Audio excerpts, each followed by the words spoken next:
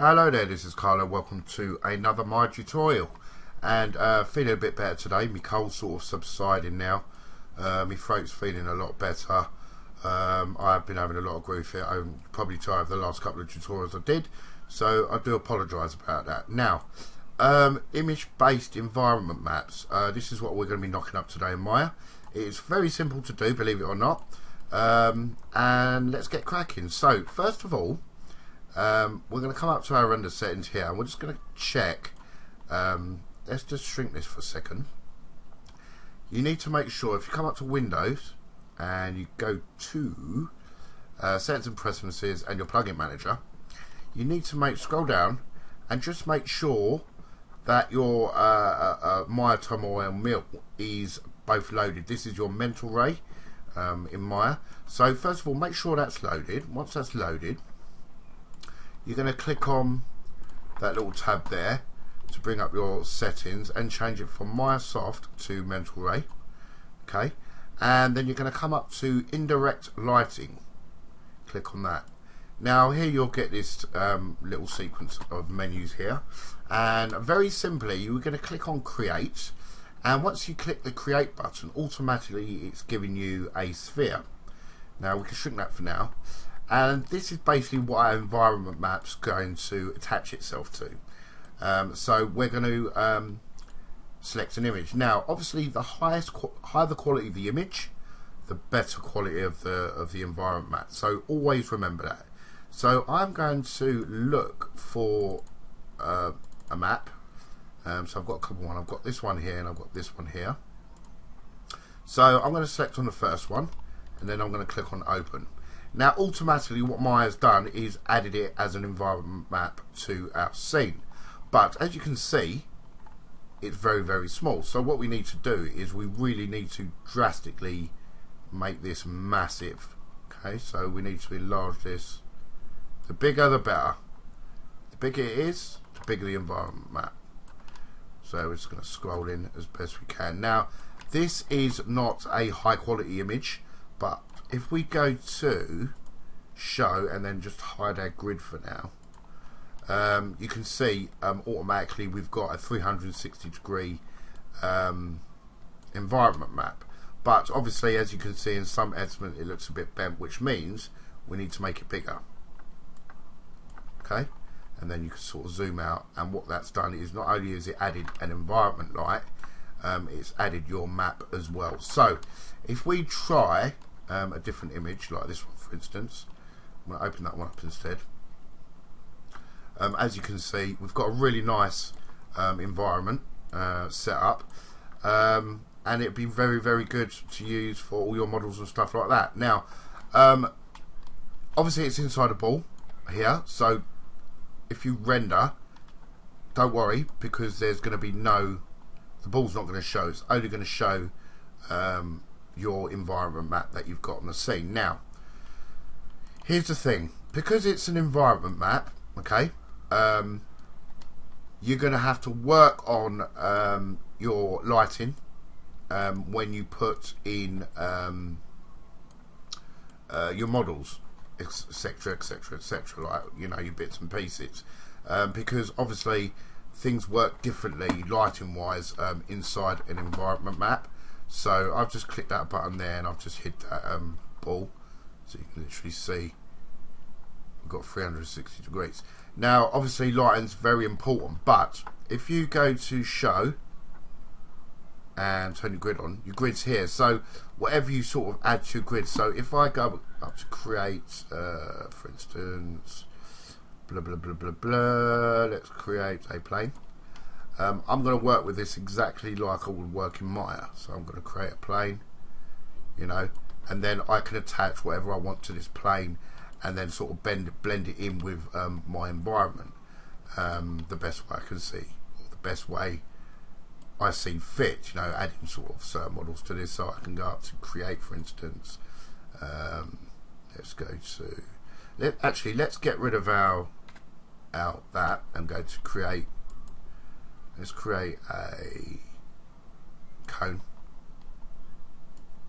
and I'm just going to put the cone there. I'll bring it up. Now what I'm going to do is I'm going to go to show, and then I'm just going to hide my grid. And then what I can do is I can sort of, as you see, as you pan out, it gets lighter, so I can sort of work on sort of where I want to place my object in my 3D world, because technically it is a 3D world. And then when I move around, automatically, you know, that object is attached to my 3D world. So I can go to file, I don't know if I've got any models here actually, go to import, and then I can basically import a model. Don't think I've got one. You can still assign, you know, your materials, you know, your Lamberts. So I can go to Lambert, I can play around with my model as I see fit, change it.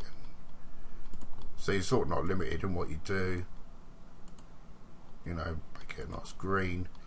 And then I can sort of use that as sort of a bit of green screen there on that, you know, in After Effects, so on and so on. So that's the simplest way to create an environment. You can still obviously animate this as well. So let's try it. Let's press S on the keyboard, move up, and then I can sort of get this and sort of move it into my scene wherever I want. Press S on the keyboard, and as you can see, I can sort of animate various objects in my scene. But guys, make sure that your environment is high quality. So you're probably looking 4K to 8K textures in an environment map. And obviously, you know, you can play around, you can add water. You know, if I go, for instance, and create, very, very roughly, so if I go to create a, let's go to plane, okay, let me just create a small plane. Let me just go over here, sorry, show my grid. Where's my grid? Right, go back here, let's go to show grid, right, okay, then I'm going to select my grid, and then I'm gonna, sorry about that, let's click out of that, let's get rid of this thing here, let's go to create, let's go to create a cube. Right, so let's go here, for instance. This is just an example, and just raise it up just a touch.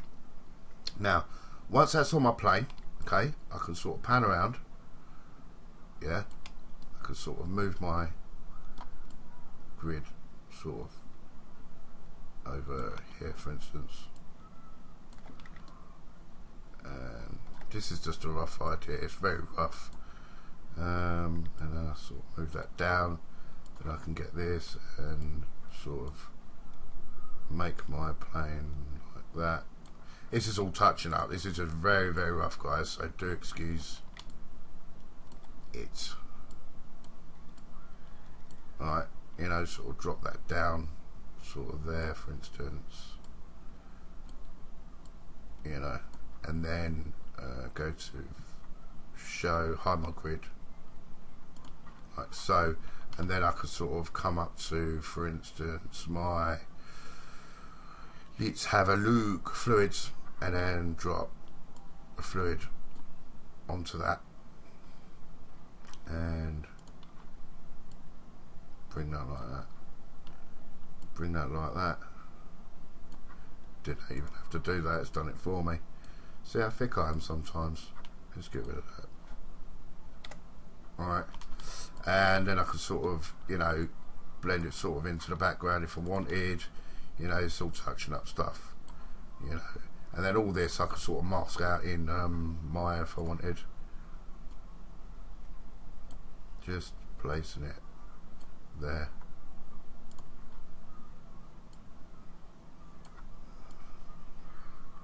And sort of put it there, and now basically I've got a fluid container, and that'll sort of fill up with water, but you sort of get the general idea of the sort of things you can do with an environment, you know, adding your certain characters, so on and so on. So it's not the best sort of example of what you can do, because obviously if I was working on something like this would take me a long time to get it right, but you know, as long as your grid's in there, you can still add. If I go back to around here, you can still sort of go up to create, you can create a camera, and you can sort of put a camera in your scene and film with your camera.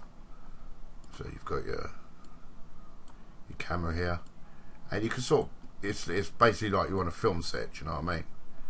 And you can sort of film, because it's a 3D environment, you can sort of film, you know, around your scene the way you want. So guys, I hope this has helped, and you've enjoyed this tutorial.